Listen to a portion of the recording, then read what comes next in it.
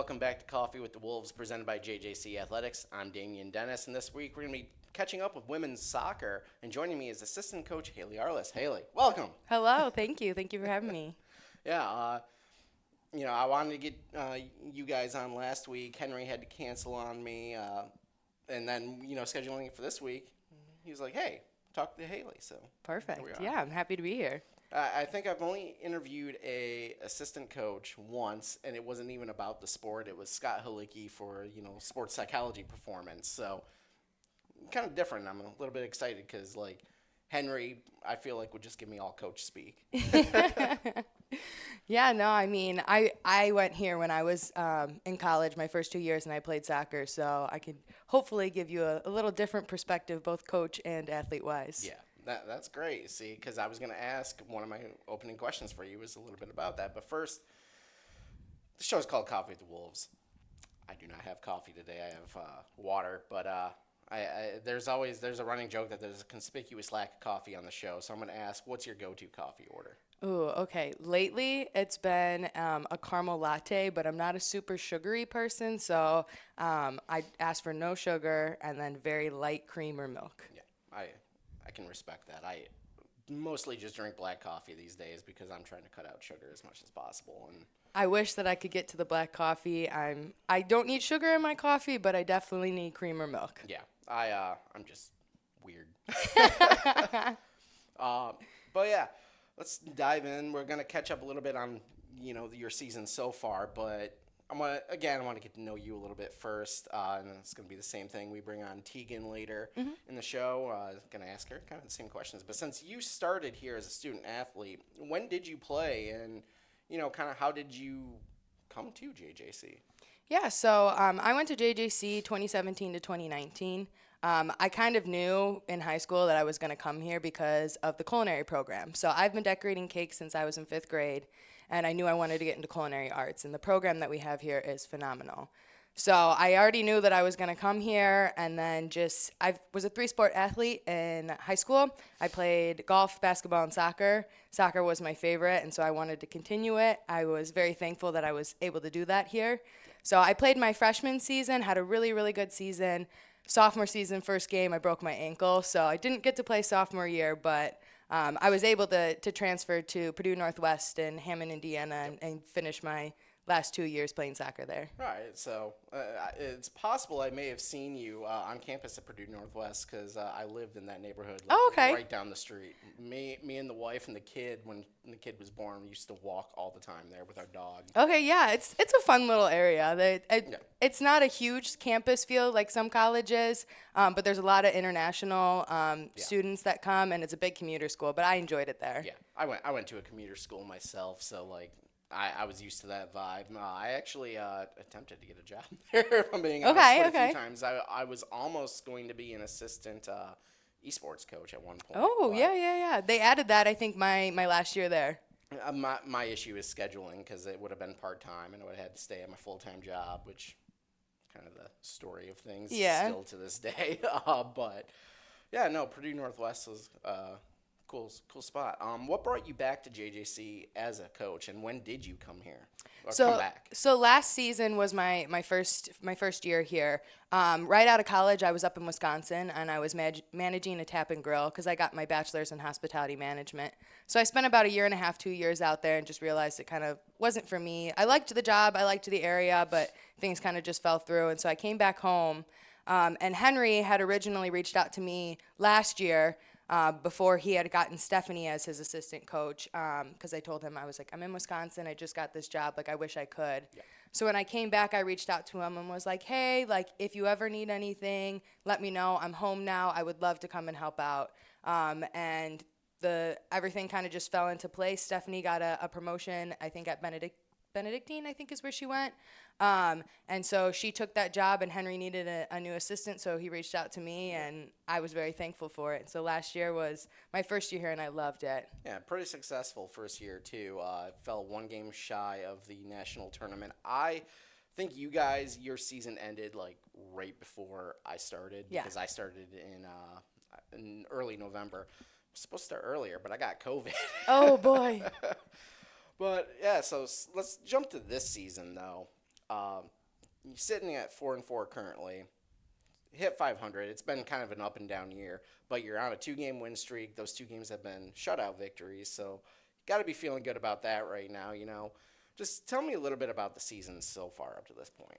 Yeah, so I mean, we had a little bit of a rocky start. I think just we have a lot of young girls, so they were kind of figuring out what college soccer is, because high school to college is a huge jump. It doesn't seem like it, but it really is. The speed of the play is faster. The girls are bigger, just more aggressive, and so it's just all around different. So I think at the beginning of the year we had a slow start of the girls trying to figure things out, but lately the camaraderie has just really spiked, and the girls are just starting to get more comfortable on the ball, comfortable on the field, comfortable with each other. And so the last couple games, you can see that. If you looked at like our first game compared to the game that we just play, you can see that they're a lot more comfortable, they're more relaxed, and they're getting the ball and they're picking their head up, and it's so much fun to watch. Yeah. Like it was a little frustrating at the beginning of the year, because Henry and I, we know that these girls, they're excellent players. They know what they're doing. They've been playing soccer for most of their lives, I'm sure. Yeah. And so it was just frustrating, because we knew that they could do so much more than they were doing. And so now to see their potential actually showing on the field has just been so awesome. Yeah. How do you kind of coach them out of those ups and downs, kind of get them into a more consistent groove, so so you're able to see those things you're seeing? Yeah, I mean, it all starts at practice. I try to really, really force the girls to play how a game would be at practice. Like, the speed of play needs to be quicker. You need to be more aggressive. You need to almost force the person next to you to be a better player. Yeah. Give them more difficult balls when you're playing. Just be more aggressive with them, because at practice, if you're being their best friend, you're not going to make them any better, and they're going to step on the field and they're going to be like, what is this? Yeah. So it all starts at practice. Like, I really try to get them to just basically push themselves and push the girl next to them. Yeah. And that's been translating onto the field, and it's been super nice. But then also just trying to keep the energy high. So there's times, I mean, every team will see it. There's times where, you get a goal scored on you or something happens, the ref's not on your side, and your head just starts to go down. But just keeping our bench lively, keeping myself lively, and just trying to keep the energy as high as possible, positivity and all that, that you can see that the field feeds off of the energy on the sideline, whether it's me, the girls on the bench, the crowd. And so if it's positive, it's going to be a nice energy on the field, but if it's negative, it's going to be a bad energy on the field.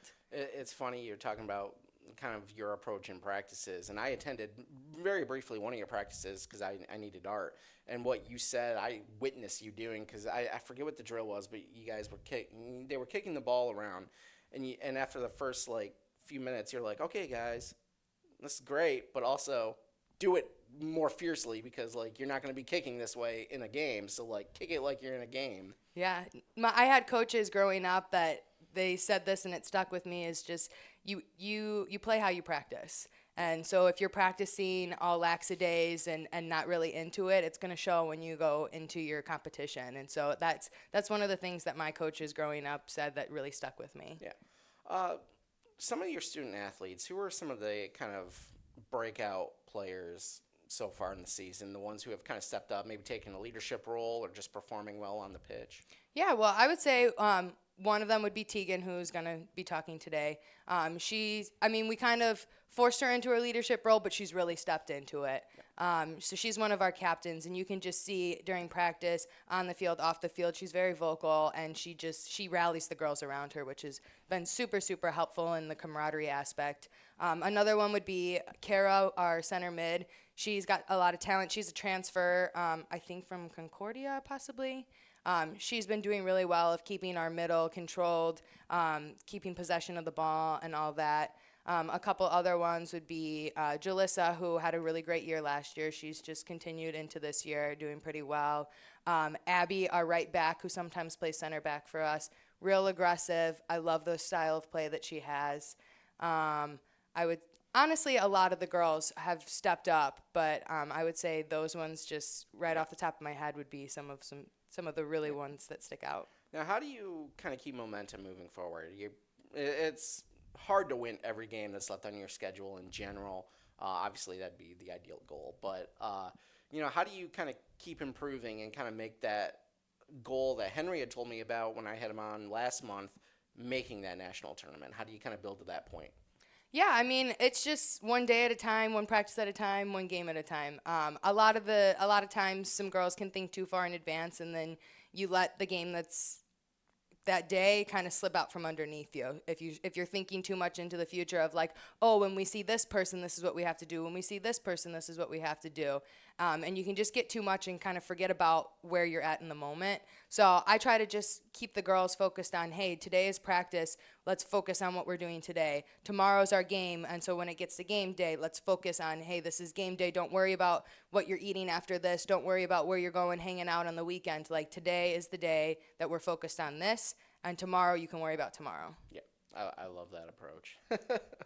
It's kind of how I approach life. Yes. Well, Hailey, I appreciate you coming on. I don't really have any more for you, but we'll hopefully have you or Henry on again as the season moves forward. We have Teagan coming up next. But yeah, thanks for joining me here. Yeah, thanks for having me. I loved it. Yeah, cool. Next up here on Coffee with Wolves, I'm joined by defensive student athlete for women's soccer, Teagan Sanderson. Teagan, welcome. Hi. As always, every student athlete's first time on the show is they're pretty nervous, and Yeah, I'm pretty nervous. at least it's not live. It's not recorded live, Okay. so that's That helps a lot. Yeah. yeah. But I mean, I've been doing this forever, so if you get more experience, it'll help. But so we're here to talk a little bit about the women's soccer season up to this point. We're gonna get to know you a little bit, but I was joking with your assistant coach Hailey. Coffee at the Wolves, conspicuous lack of coffee on this show. I need to ask what your go-to coffee order is, assuming you drink coffee. I do drink coffee. My go-to would probably be a caramel macchiato from Starbucks. Nice. Yeah. Yeah, I'm simply a black coffee Black guy. coffee? Yeah. I couldn't do black coffee. I don't like it. I don't actually like it. It's just it's pretty much all I'll have. Yeah. So trying to keep away from sugar and all that, but we don't need to get into that. But yeah, so we were talking before I hit record here. Technically listed as a freshman, but you're a sophomore at JJC. So freshman player, sophomore at JJC. Yes. Very confusing for me, but I understand it. I want to ask a little bit about, how you kind of the recruiting process, how you just decided to come to JJC, what your major is, if you've got one declared, and, just a little bit about that whole process. Yeah, so I'm trying to get into the radiology program. I haven't applied yet, but I'm working with Rachel on that. But right now I'm getting my associates in the arts, just getting that out of the way just in case it doesn't work out. The recruitment process, it was a little different for me because I went to a different school my first semester. So I've obviously missed soccer, so I reached out to a couple of the girls that I had played with previously that are on the team. And they gave me Henry's contact, and I reached out to him, and he gave me the opportunity to play, and I'm really grateful for it. I love that. So instead of Henry recruiting you, you recruited Henry. What do you like about playing for JJC? I love this facility we're in, which when I walked in a year ago for my first time, it kind of blew my mind because it's big and not what I was expecting for, a JUCO. But, how do you like playing here and being in this building? This building, honestly, I had the same reaction. Like, I thought JUCO, so I didn't think they would have, like, the great indoor turf field or just, like, honestly, our field is pretty good in the, like, behind the building and everything. But what I really love about playing here is the community. Like, you walk through the halls here and there's just, each separate sport, but they're all so welcoming. Like, no one's shut off. Everyone's welcome. Like, they'll welcome you to a conversation. It's just super nice, and I really like the welcoming feeling here. Yeah. Let's talk a little bit about the season. It's been very up and down, but kind of on a little bit of a streak right now. Two games in a row, victories, shutout victories at that. You hit 500 after kind of, again, the up and down of the early part of the season. Just kind of, how do you feel at this point, being at 500? It's kind of like a blank slate now moving forward in a sense. So, like, just kind of what's your approach moving forward? Moving forward, so, like, I have to look back first. Like, it obviously was a rough start for us. We wanted to start off with wins. I feel like everybody does, but I feel like we got in our head. But after going through those losses, we all bonded. So we all like stayed positive and kept each other up because we all want the same thing. So I think from moving forward from that, we're just going to keep getting better. And honestly, we have a great team chemistry. It started right away. No one was in groups or cliques. Everyone just wanted to be a whole team. And we even had a meeting with Scott, and everyone wrote down they wanted to go to New York. They wanted to bond with the team. And so I think if we just keep doing that and connecting with each other, we'll make it pretty far. How do you guys build that camaraderie, that team chemistry, both on and off the field? Because, especially off the field, because everybody's coming from different places. Just what's the approach to that like as a team? Honestly, it's a little hard we try and get everyone together outside to do go anywhere, go do any activity. It's hard because people work and everything, but we do get together as many people as we can, and it helps a lot because stepping off the field, or even we'll stay after games and practices and just hang out downstairs. And I feel like that helps a lot because we get to know each other, and we're not just talking about soccer, we're talking about our personal lives. So it helps us connect on the field because we just feel like a family the more that we connect. So. And that camaraderie is only built even over the last 8 games, especially. Has it been built better maybe through those losses? Yes, it was definitely built through those losses because I forget the name of the school we played, but we were really down on ourselves after because it was a big loss. And we all decided instead of giving ourselves pity, we just picked each other up and we're like, okay, it's up from here. We're going to keep working. And I feel like if we didn't do that, then we'd still be where we were. And after that, even the coaches getting on us about it, we all started working harder, and we all obviously want the same thing. So let's dive a little bit into your play. How would you grade your performance up to this point in the season, and how are you looking to improve? I'd say I do pretty well. I did have a year off, so it was hard to come back from it. I always put my 110% in, every time we play, because I do it for the team and for myself. From moving forward, I really want to work on connecting more, passing through the middle, and just keeping up with my communication with the team, because we really strive through communication. Yeah. That year off, did you have any rust getting back out onto, the field, whether it was in practice or even in a game? Yeah, I came back and practiced with them in the spring with their previous team, and you could tell, it's been a minute, and it was a little embarrassing, but I needed to jump right back into it to get where I'm at now, and I think I'm playing how I was before I stopped playing now. Yeah. How do you kind of tackle that? I've been away for so long, I need to get back to this spot so I can perform at this spot. It was kind of hard mentally, just thinking, okay, I'm not at their level and I need to pick it up. So I just made sure to put in extra work off the field and go practice. I'd practice with the girls that I didn't know on the team, and I'd go to the gym, just the little things, make sure that I would watch old game films of my old games and see, okay, this is the style I want to play. How do I get back to that? And it was just really just a mindset thing. Yeah. Just kind of looking forward, I know the goal is to get to New York. Mm-hmm. You're trying to make the national tournament, hopefully win every game. Hard to do. Easy to say, hard to do. But what are you kind of hoping to take away from this season? Even if you, let's say, unfortunately missed the national tournament, mm-hmm. What are you hoping to kind of accomplish individually as a student athlete? If we don't make it, I'm just hoping that I can connect with everyone on the team, because I will be returning next year.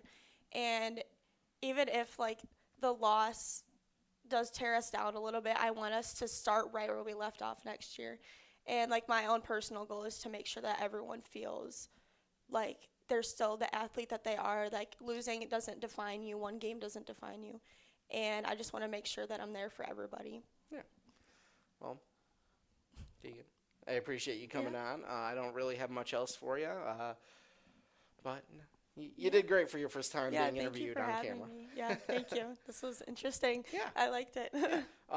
Hopefully we'll have you on again. I think I had Henry on for the first time in the spring, so even if we gotta wait till spring, Yeah. Thanks again for tuning in to Coffee with the Wolves. We'll be back next week.